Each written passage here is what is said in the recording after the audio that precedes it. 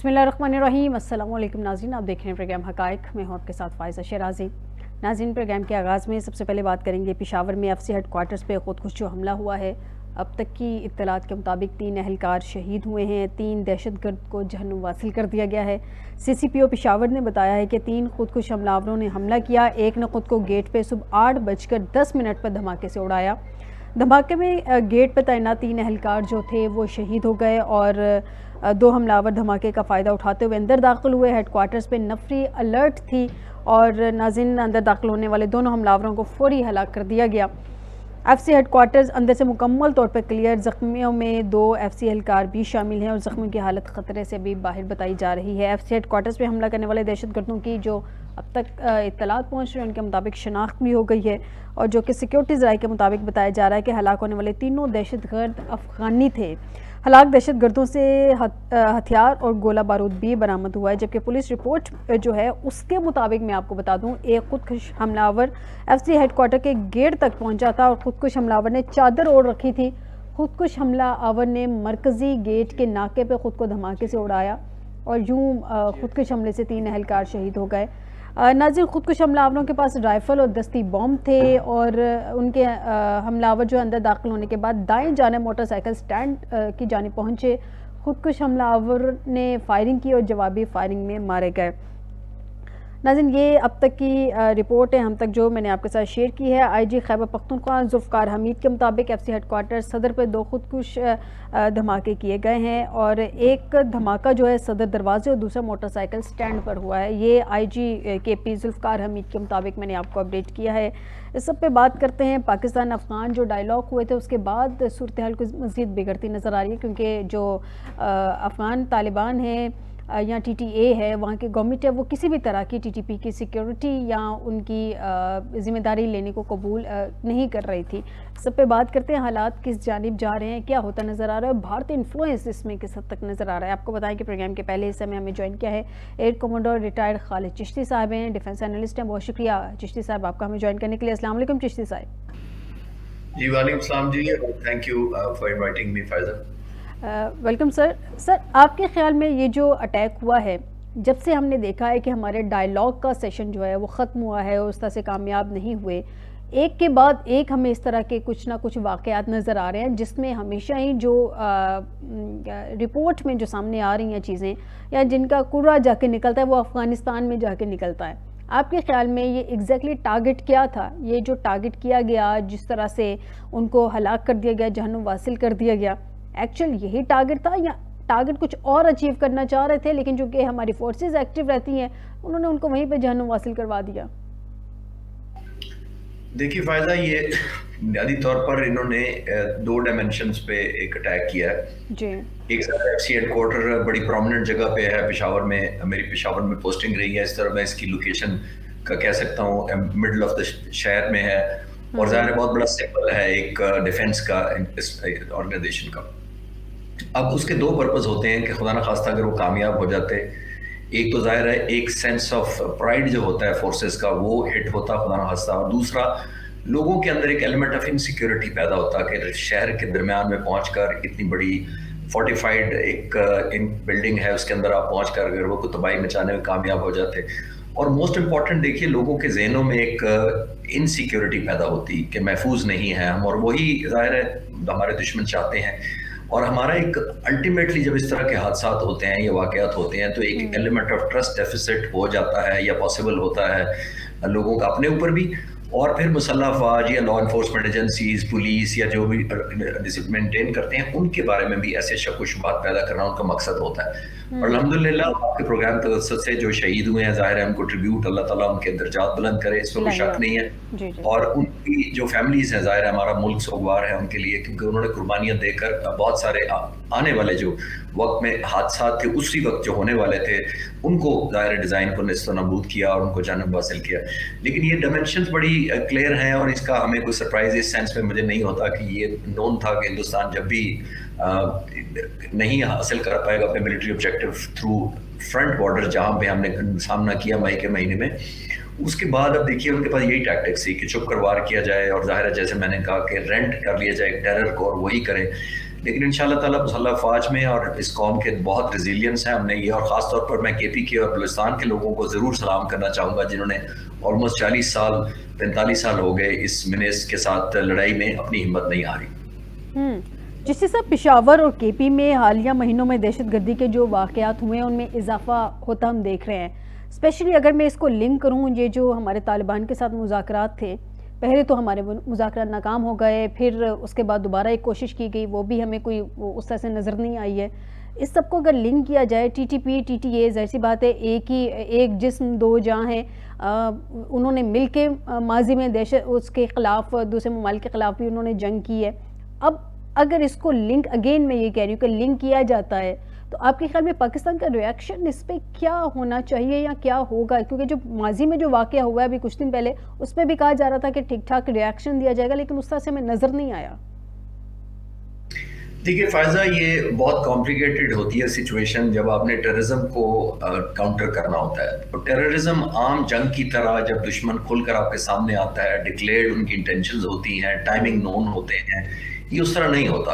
यानी कि जैसे मई के महीने में हमारा जंग हुई, कॉन्फ्लिक्ट हुआ, उसके बाद सीज फायर हो गया, फतह शिकस्त तो बाद की बात है, तारीख खुद लिख लेगी कौन जीता कौन हारा। लेकिन उसके बाद जब सीज फायर हो गया तो मिलिट्रीज एथिक्स या मोरालिटी या मिलिट्री के जो रूल्स या कवानीन होते हैं उसको रिस्पेक्ट करती हैं। यानी सीज फायर के दौरान दहशतगर्दों में ही नहीं होता, कोई बायलॉज नहीं होते, कोई कवानीन नहीं होते, कोई रूल्स ऑफ एंगेजमेंट नहीं होते।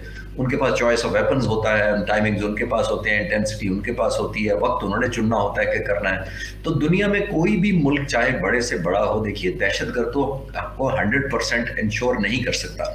अमेरिका में 9/11 कैसे हुआ था? इतना बड़ा मुल्क, इतनी बड़ी इंटेलिजेंस नेटवर्क, इतनी बड़ी उनकी एयरफोर्स, उधर ही जहाज टेक ऑफ करते हैं, रस्ते में हाईजैक होकर तकरीबन 1 घंटा फ्लाइट करके वापस आकर ट्विन टावर को हिट कर देते हैं।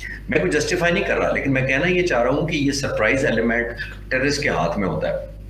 जो आप कह रही हैं पाकिस्तान को क्या करना चाहिए, ये मैयड मैंने क्यों कहा और वेल कैलकुलेटेड इसलिए कहा कि हम आउटराइट जा नहीं सकते, क्योंकि ये वो फतह नहीं है जो हमें ईस्टर्न बॉर्डर पर नसीब हुई है। वो ये है कि पाकिस्तान चाहता है कि हम दो तरफ एंगेज रहें, एक वेस्टर्न हमारी टेंशन रहे और एक ईस्टर्न, तो खुद थ्रेट है। डेल्यूशन हो जाती है आर्म फोर्सेस की, ज़ाहिर है हमारी कैपेसिटी हम बिल्ड उस तरह करते नहीं है टू फ्रंट लड़ने के लिए। हमारी कौम के लिए एक एलिमेंट ऑफ एग्जाइटी, कारोबार इफेक्ट होते हैं, एक लॉलेसनेस नजर आती है ऐसे इलाकों में, खासतौर पर जहाँ पे दहशतगर्दी रिपीटेडली होती है। तो वो सारा कुछ करने के बाद आप जो कह रही थी कि हमने, देखिए हमने एक रिजॉल्व पहली दफा दिखाया। हमारी हालांकि कैपेसिटी अल्हम्दुलिल्लाह बहुत ज्यादा थी, जितना हम दिखा सकते थे उतना नहीं किया, रिफ्रेन किया गया। और मैं अक्सर कहता हूँ जो आपकी पावर टू हर्ट होती है और या पावर टू डैमेज होती है, वही आपकी पावर टू बार्गेन होती है। यानी आप ज्यादा तकलीफ पहुंचा सके अगर दुश्मन को और नुकसान पहुंचा सके तो वो बार्गेन जल्दी करता है। लेकिन इस सूरत में क्योंकि पीछे बैकअप बहुत ज्यादा था, बड़े मुल्क का था, बहुत ज्यादा इंसेंटिव थे, जिसकी वजह से वो असर नहीं हुआ जो लॉजिकली होना चाहिए था, क्योंकि हमने बहुत ग्रेस दिखाया। आमतौर पर इस तरह की दहशतगर्दी में जब आप एक दफा ऑफेंस लॉन्च करते हैं तो एलिमिनेट करके आप सीज फायर करते हैं। अब ये नहीं करते कि आधा करने के बाद आप सीज फायर कर दें। क्यों? क्योंकि दहशतगर्द फिर छुपने में कामयाब हो जाते हैं, अपने एसेट्स कर लेते हैं, हाइडिंग में चले जाते हैं, कैमोफ्लाज कर लेते हैं, रीग्रुपिंग कर लेते हैं। तो ये सारी वजूहात पर हमने फिर भी सीज फायर किया। पहले दोहा के वक्त, फिर तुर्की में मुज़ाकरात लंबे होते रहे, फिर भी हमने सीज फायर किया। तो सीज फायर ऐसी जगह जो पाकिस्तान की पोजीशन थी हमें सूट नहीं करता था टैक्टिकली या ऑपरेशनली, लेकिन फिर भी हमने दुनिया को बावर करना था कि हम लड़ाई भी नहीं चाहते, हम मजबूरन दिफा पर मजबूर हुए हैं, हमारी ये चॉइस नहीं है। लेकिन उसका गलत मंजर लिया गया। लेकिन आने वाले वक्तों में मेरा ख्याल है पॉलिसी मेकर्स हमारे बेहतर फैसला कर जाएंगे, क्योंकि पहले वाना का हुआ, वहां भी यही मकसद वो हल करना चाहते थे कि इन कौम के नौहोनहार बच्चों को, जो बलूचिस्तान और KP में खास तौर पर इस तरह के जो कैडेट कॉलेज बनाए गए हैं, उनका मकसद ही है कि उनको sense of belonging, sense of participation, sense of ownership इस मुल्क की उन बच्चों को भी मिलनी चाहिए। उनको ये नहीं होना चाहिए कि हमारे इस इलाके में जो पैदा होता है वो बड़ा होकर बड़ा आदमी नहीं बन सकता, अफसर नहीं बन सकता, गवर्नमेंट में हिस्सा नहीं ले सकता। तो ये उसलिए कैडेट कॉलेज बनाए गए थे। उसको हमला करने का उनका मकसद ही यही था कि उस इलाके में एक इनसिक्योरिटी पैदा की जाए और लोग अपने बच्चों को वहां भेजना बंद कर दें। और उनके ज़ाहिर ये बच्चे जो बड़े होते थे और गैर तालीम के बड़े होते थे, तो वो ज़ाहिर है इन्हीं लोगों के ऊपर हाथ चढ़ जाते थे। चिश्ती साहब, आपकी बात दुरुस्त है। वज़ीर-ए-आज़म साहब ने आज कहा कि दहशतगर्दों के अज़ाइम खाक में मिलाएंगे, मगर ठीक है, ये डायलॉग की हद तक ठीक है और हम ऐसा करने की कोशिश भी करें, हमारी फोर्सेस कोशिश कर रही हैं, लेकिन प्रैक्टिकली ऑन ग्राउंड देखा जाए तो उसके लिए बहुत सारे इकदाम उठाने की ज़रूरत है। क्या मौजूदा इंटेलिजेंस सिस्टम शहर के अंदर ऐसे हमले रोकने के लिए आपके ख्याल में इनफ है या उसमें बेहतरी की ज़रूरत है, या अगर इसको दूसरे एंगल में देखें कि हमला आवरों के जो सहूलतकारों तक पहुंचने के लिए कोई मुश्तरका कार्रवाई की ज़रूरत आपको नज़र आ रही है? आपके ख्याल में क्या मेजर्स लेने की ज़रूरत है इस वक्त? फायदा देखिए, मेरी पेशावर में जैसे मैंने कहा पोस्टिंग रही है, ये बड़ा ज़ाहिर है ट्रिकी एरिया होता है कि आप किसको चेक करें, कितनों को चेक करें और कितनी दफ़ा चेक करें। ये देखिए, अगर आप नॉर्मल हर गाड़ी को रोकेंगे, एक तो लॉ एनफोर्समेंट एजेंसीज के बाद इतनी शायद स्ट्रेंथ ही नहीं है कि आप हर गाड़ी हर पैदल आने वाले को चेक करें। फिर आप देखें कि लाइफ स्टैंड स्टिल हो जाएगी अगर हर पेशावर के अंदर और बाहर जाने वाले लोगों की तलाशी होगी, लोगों में डिस्कम्फर्ट होगा। और जाहिर है 99.9% लोग तो पीस लविंग होते हैं, वो पुरअमन शहरी, वो तो दहशतगर्द नहीं होते, लेकिन उनकी जिंदगी में इफेक्ट होती है। तो ये पुलिस के लिए, लॉ एनफोर्समेंट एजेंसीज के लिए बड़ा डिलेमा होता है, किस हद तक नाके लगाएं, किस हद तक चेकिंग करें, किसकी तलाशी लें। तो ये एक बैलेंस आपने ड्रॉ करना होता है। एक तरफ आप डिटरेंस करते हैं, आप रोकना भी चाहते हैं, लेकिन दूसरी तरफ आप ये भी नहीं चाहते कि आम आदमी की जिंदगी इस हद तक हो कि वो सुबह का घर निकला हुआ वो नौकरी पर भी ना पहुंचे 3-3 घंटे, क्योंकि लाइनें लग जाएंगी, और छुट्टी करके घर जा रहा है तो फिर 4 घंटे में घर पहुंच रहा है। तो ये जितने सीनियर ऑफिसर्स को, लॉ एनफोर्समेंट पुलिस के जो मेरे दोस्त हैं, वो कहते हैं जी हमारे लिए ये डिलेमा होता है, क्योंकि आप ये नहीं कर सकते आज से हर शख्स चेक होगा जी, कोई जाने नहीं देंगे, तो फिर तो ज़ाहिर है रात तक मीलों लाइनें लग जाएंगी लोग। तो उन्हें एक बैलेंस ड्रॉ करना होता है, लेकिन कंटिन्यूड एफर्ट है। जैसे मैंने ये कहा, आप इसको ग्रांटेड नहीं ले सकते कि आज अमन है। सुबह 8 बजे का उनका मतलब ये था, आज जो अटैक हुआ है पेशावर में, कि शायद लॉ एनफोर्समेंट एजेंसीज को शिफ्ट चेंज होती है, जिनकी नाइट ड्यूटी होगी वो जाने वाले होंगे, मॉर्निंग आने वाले हैं, स्कूल के बच्चों का रश है, लोग अपने प्रायोरिटीज में लगे होंगे, लोग कामों पर जा रहे होंगे। तो ये जरा एक किस्म का लो अलर्टनेस वो समझे होंगे शायद। लेकिन अल्हम्दुलिल्लाह ट्रिब्यूट टू एफसी जिन्होंने ये काउंटर भी किया है, जाने भी दी हैं, लेकिन जाहिर उनके बहुत बड़े डिजाइन को नाकाम बनाया।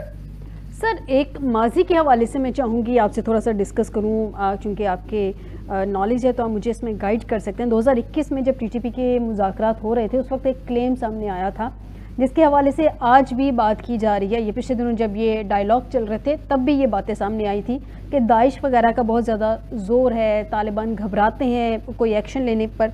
अगर हमने ये टीटीपी वालों को ज़्यादा रगड़ा तो ये दाइश वाले जो ग्रुप है वो इकट्ठा होकर हमें उल्टा देगा। हम पे टीटीए के कुछ खदशात थे जो रिपोर्टेडली सामने आ रहे थे कि वो हमें उल्टा देगा। क्या आपके ख्याल में ये एक फैब्रिकेटेड क्लेम था, या टीटीए जो है टीटीपी को कंट्रोल ही नहीं करना चाह रही है, या हकीकत भी इसमें कुछ नजर आती है? फायज़, जवाब का देने के लिए जरूरी है कि हम इनकी डायनामिक समझें और इनकी कॉम्पोजिशन क्या है। देखिए, तकरीबन 40% पश्तून हैं अफगानिस्तान में। फिर यहाँ पे ट्राइब्स हैं, यहाँ पे कोई 20 से 21 आर्म्ड ग्रुप्स हैं, जिसमें टीटीए एक है, टीटीपी एक है। फिर टीटीए के अंदर एक हकानी ग्रुप है, एक कंधारी ग्रुप है। जो टीटीए के अंदर जो कंधारी ग्रुप है वो अपने खुद 2 हिस्सों में डिवाइडेड है। एक जरा सॉफ्ट है, यानी ज्यादा प्रैग्मेटिक है, दूसरा वो शरीयत की वर्जन देता है जो शायद दुनिया में कहीं नाफिज नहीं होती। तो ये बड़ी ग्रुपिंग है। फिर नॉर्दर्न अलायंस है, अहमद शाह मसूद के बाद उनका बेटा जो है वो लीडर है, गुलबदीन हिकमत यार है। फिर बहुत सारे और ग्रुप्स ऐसे हैं जो पावर के लिए एक दूसरे को पुश एंड पुल करते रहते हैं। तालिबान जो है, टीटीए जो है, वो इसलिए नहीं करती कि उनको पता है कि अगर हमने किसी के साथ एलिमिनेशन का एलिमेंट किया या उनको ऐसा टारगेट किया कि उनको सर्वाइवल का खतरा हो, तो फिर बहुत सारे और ग्रुप मिलकर इन्हीं की हुकूमत को उल्टा देंगे। क्योंकि यहाँ पे सिर्फ पावर है, ना यहाँ कोई वोट है, ना लोगों की नुमाइंदगी है, ना इन्होंने अकाउंटेबल होना है वापस जाकर लोगों को, ना बैलेट बॉक्स को फेस करना है। तो इनको ये है कि जिसके पास पावर है वही है। तो इनको ये सबसे बड़ा खतरा ये रहता है कि अगर हमने किसी एक ग्रुप को एलिमिनेट किया या टारगेटिंग की, तो वो विन विन सिचुएशन में रहना चाहते हैं। वो समझते हैं कि आप भी रहें, हमें भी रहने दें। उसकी वजह से आप नोट करें कि वो कोई सिंबॉलिक एक्शन भी नहीं लेना चाहते, क्योंकि ये मजबूरी है। इतने ज्यादा डायनामिक्स हैं, फ्लूइड सिचुएशन है, सब के सब वेपन्स पर चलते हैं। तो हर एक के पास तो वेपन है, कोई इन्फोर्समेंट तो करा नहीं सकता। इसका मतलब जिसके पास ज्यादा वेपन है, जिसके पास ज्यादा फुट सोल्जर्स हैं सो कॉल्ड, वो ज्यादा डोमिनेट करेगा। तो इसलिए अपने सर्वाइवल की वजह से, गलत नहीं मैं कह रहा, ये गलत है, सही नहीं मैं कह रहा उसको, इस वजह से ये किसी को कुछ एक लिमिट से ज्यादा कुछ नहीं कहते। और आपने नोट किया होगा आखिरी बात इस सवाल के जवाब में कि इसीलिए ये सिग्नेचर करने पर राजी नहीं थे, आपने नोट किया होगा, क्योंकि डॉक्यूमेंट नहीं करना चाहते थे।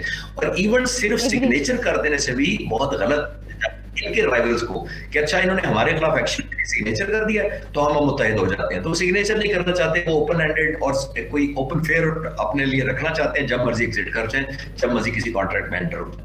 मैं एग्री करती हूँ जिससे साहब आपकी बात से। सर, वाना वाला वाकया हुआ था, उसका पैटर्न भी आपके सामने है, फिर कचहरी वाला वाक़या हो गया, वो पैटर्न भी हमारे सामने है, अब ये जो पेशावर वाला वाक़या हो गया है, आपके ख्याल में ये जो 3 वाक़यात रिसेंट दिनों में हुए हैं, इन सब के ये सिग्नेचर पैटर्न किसी गिरोह का आपको नज़र आता है या आइसोलेटेड पैटर्न है, आइसोलेटेड इंसिडेंट हैं, ये सारे कुछ हुए हैं, इसका कोई पैटर्न किसी के साथ मैच नहीं करता? आपके ख्याल में क्या रीडिंग है आपकी?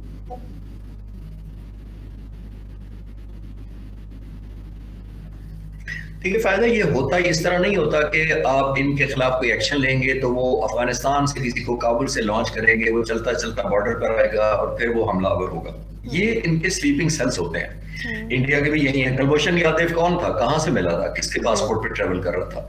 तो ये इटसेल्फ एक आप मिसाल मैंने इसलिए दी है कि ये स्लीपिंग सेल्स हैं जो round the clock, round the year यहाँ पे स्लीपिंग मोड में रहते हैं, यानी होंगे डिफरेंट शहरों में, स्टैंड बाय मोड में होंगे, उन स्पॉन्सर्ड होंगे, फंडेड होंगे और तैयार होंगे जब भी उनको हमला करने की या कोई टारगेट मिलेगा तो एलोकेशन, तो वो जाहिर है एक चार्टर ऑफ ड्यूटी में उनके होता है, जरूरी नहीं होता। तो ये वो जो स्लीपिंग सेल्स होते हैं, ये बुनियादी तौर पर वही होते हैं जो जिनको जब नीड बेस पर ट्रिगर किया जाता है, और हर एक का ट्रैक हर वक्त क्योंकि नहीं पॉसिबल होता, ये हमारे ही मोहल्ले में हमारे ही लोगों के दरमियान मिलकर रहते हैं, हमारी स्क्रूटनी ज़ाहिर पॉसिबल नहीं है, ये हमारा सिस्टम भी इतना अच्छा नहीं है कि हम फिल्टर आउट कर सकें। हमारे नेबरहुड वॉच भी अब खत्म हो गई है बड़े शहरों की वजह से। नेबरहुड वॉच ये होती थी कि आपके नेबरहुड में आपको पता होना चाहिए कौन आके ठहरा है। आप विजुलाइज करें अगर हर शख्स हमारा नेबरहुड वॉच मोड में चला जाए, पता हो कि नेबर में आके कौन ठहरा है, आया शरीफ आदमी है, कौन है, इसकी फैमिली कहाँ है, क्या नौकरी करता है, तो खुद ब खुद फिल्टर हो जाएंगे लोग।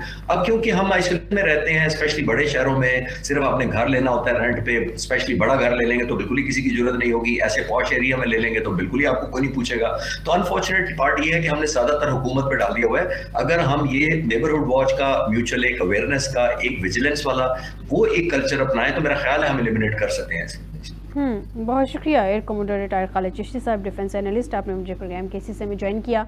नाज़रीन, एक ब्रेक की तरफ जाते हैं, ब्रेक से वापस आते हैं तो जो ज़िमनी इंतखाबात हुए हैं उनके जो रिज़ल्ट्स आए हैं और जिस तरह से आज मरियम साहिबा ने इसको कहा कि जी ये एक रेफरेंडम है, रेफरेंडम की एक तारीख रही है, रेफरेंडम में आपके अपोजिट पार्टी कोई नहीं होती है। इसमें भी हमें सिर्फ 2 हल्कों के अलावा अपोजिट कोई पार्टी नज़र नहीं आई है क्योंकि तहरीक इंसाफ बाइकॉट कर चुकी थी। तो 2 हल्कों में अगर आप इलेक्शन लड़ रहे हैं और बाकियों में आप बाइकॉट कर रहे हैं, किस किस्म का इलेक्शन होगा? और ये जो क्लेम किया जा रहा है PMLN की तरफ से कि उनकी जो काबिलियत है या उन्होंने जो डिलीवर किया है, अवाम ने उसकी बेस पे वोट किया, ये किस हद तक दुरुस्त है? इस ब्रेक के बाद